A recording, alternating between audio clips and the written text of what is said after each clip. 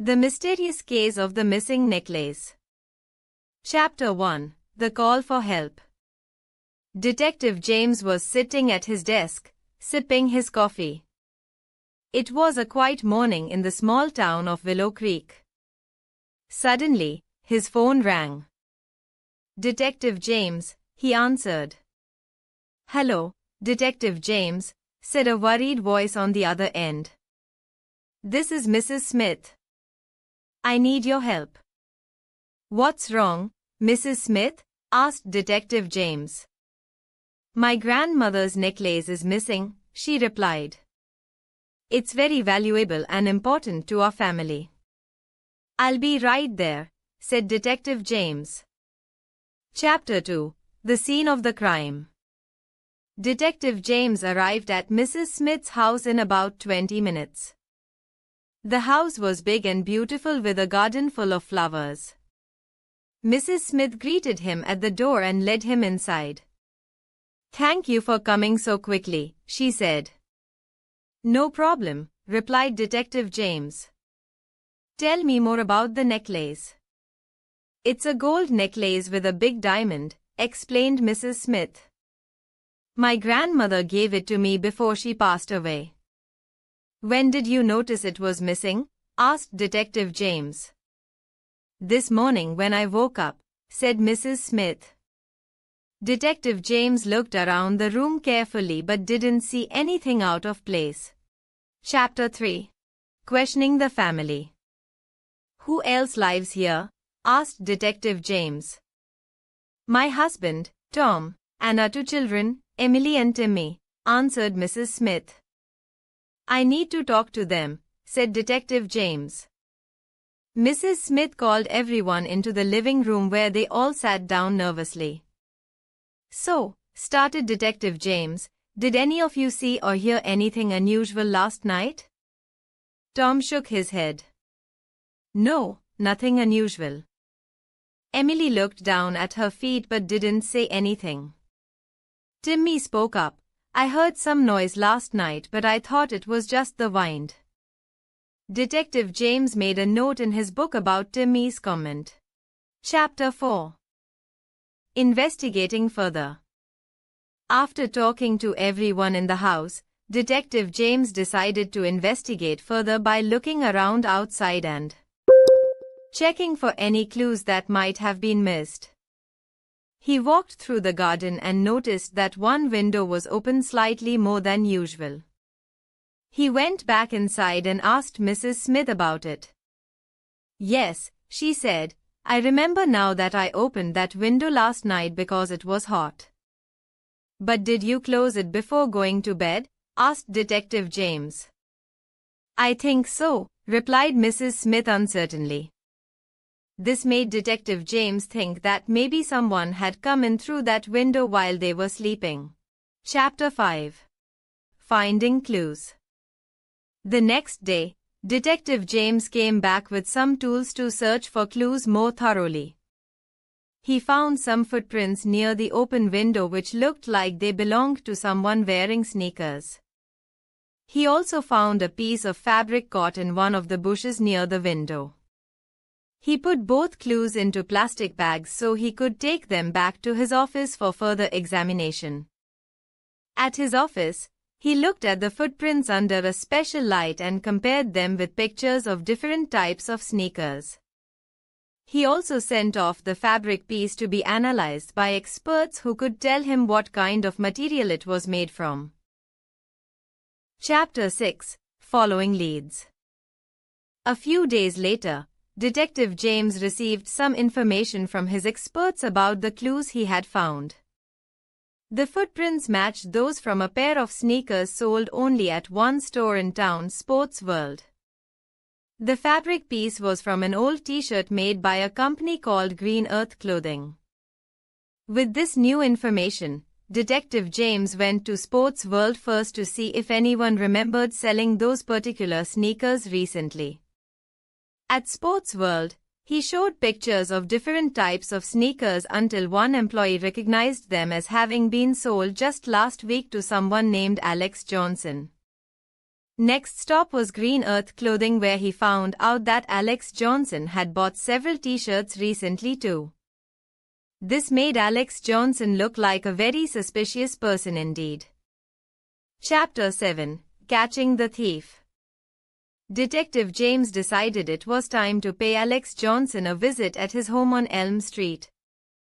He had gathered enough evidence to suspect that Alex might be the one who stole the necklace.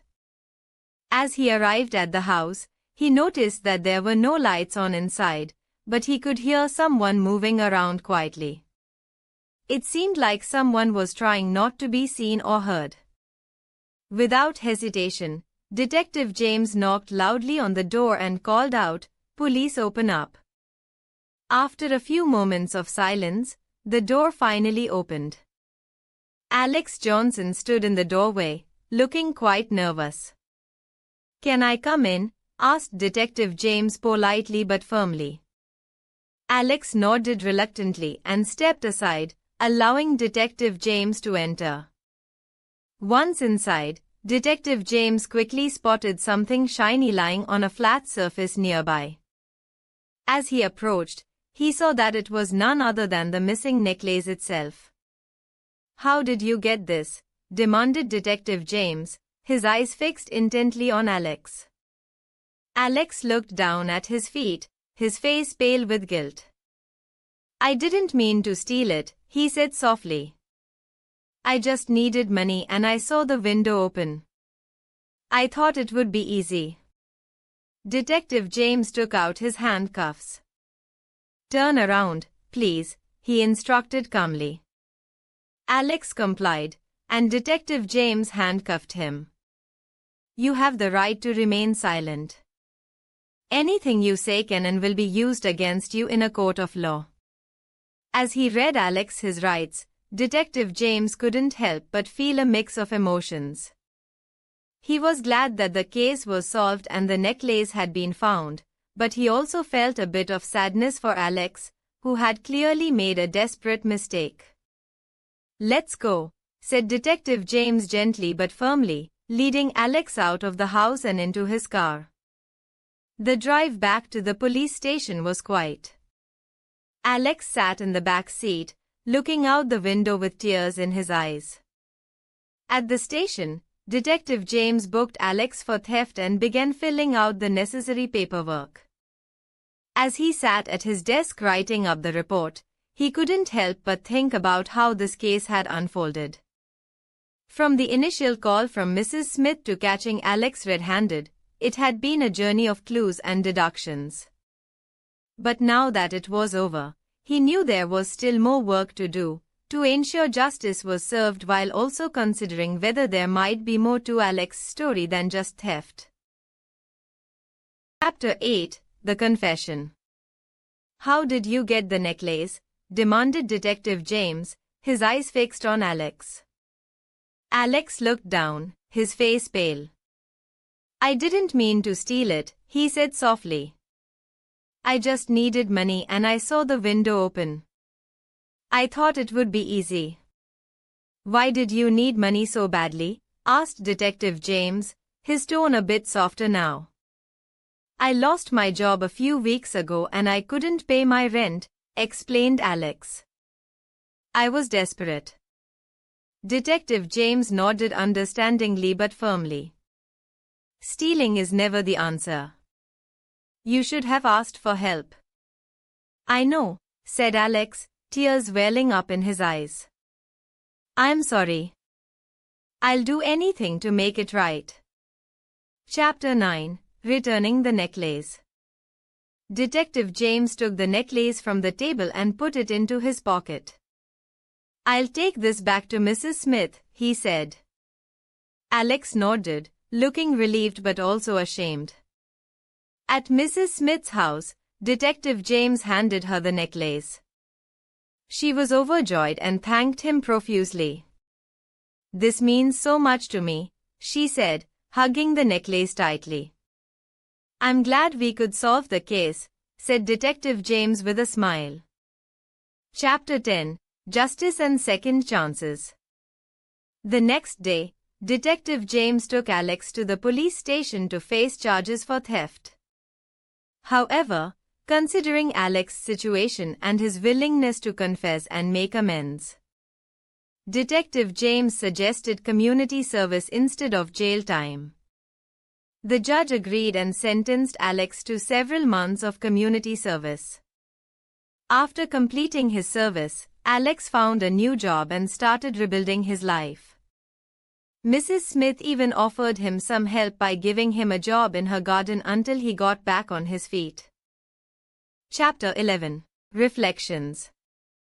Detective James sat at his desk again, reflecting on the case. He realized that sometimes people make mistakes out of desperation, but that doesn't mean they are bad people. He felt good knowing that justice had been served, but also that someone had been given a second chance. As he closed his notebook on this case, he smiled, thinking about how everything had worked out well in the end. And so another mystery was solved in Willow Creek thanks to Detective James' hard work and understanding heart.